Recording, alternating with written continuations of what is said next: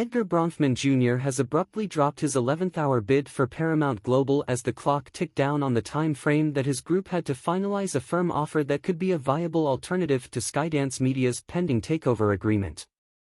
Late Monday, Paramount Global's special committee handling its long M&A process issued a statement closing the door on the company's go shop period and expressing its intent to move forward with the Skydance Media deal. The committee noted in a statement that contacted more than 50 third parties to see if there was interest in bidding for the storied owner of Paramount Pictures, CBS, MTV, Nickelodeon, BET, VH1, Comedy Central and more. On behalf of the special committee, we thank Mr. Bronfman and his investor group for their interest and efforts, said Charles E. Phillips, Jr., chair of Paramount Global's special committee. Having thoroughly explored actionable opportunities for Paramount over nearly 8 months, our special committee continues to believe that the transaction we have agreed with Skydance delivers immediate value and the potential for continued participation in value creation in a rapidly evolving industry landscape, Phillips said. Paramount Global said the Skydance deal is expected to close in the first half of 2025, as the company established earlier this month with its second quarter earnings, which were weak and underscored the urgency for the transaction. In reporting Q2 numbers on August 8, Paramount Global lopped nearly $6 billion in value off of its books to reflect the diminished prospects of its linear cable networks group. Earlier on Monday evening, Bronfman acknowledged the end of his effort.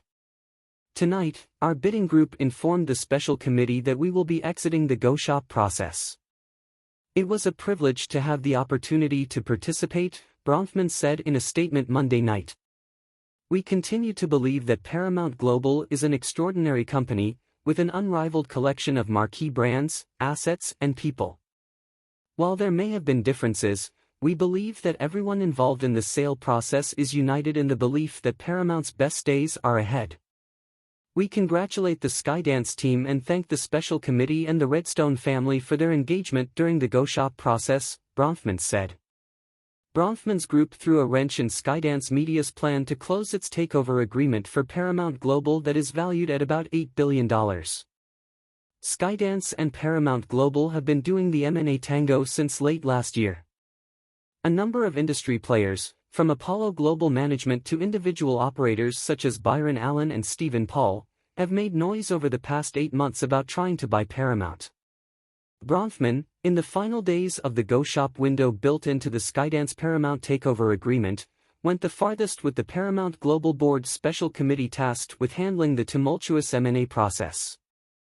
It's understood that Bronfman and his backers came to the conclusion Monday that they did not have the time needed to hammer out the complicated financial and governance agreements necessary to present the Paramount Global Committee with a firm counterproposal.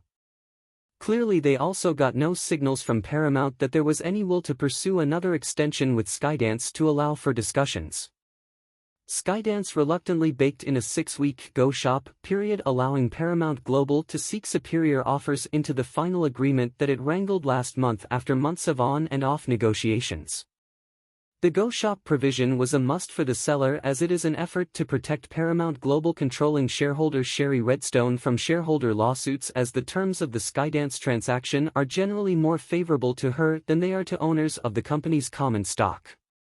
Paramount Global's special committee voted last week to extend that go shop period by another 15 days, to September 5. That move irked Skydance Media CEO David Ellison, who needled the Paramount Global board with a terse legal letter fired off on August 22, the day after the original expiration of the go shop period. Like the Murdochs, the Redstones have been one of the last vestiges of the media baron families that once controlled the nation's largest studios, networks, and publishing giants, through ownership of preferred shares that gave them nearly ironclad control of their companies. The Skydance transaction will mark a milestone as the Redstone family largely exits the media and entertainment business. A representative for Skydance had no comment on Bronfman's withdrawal.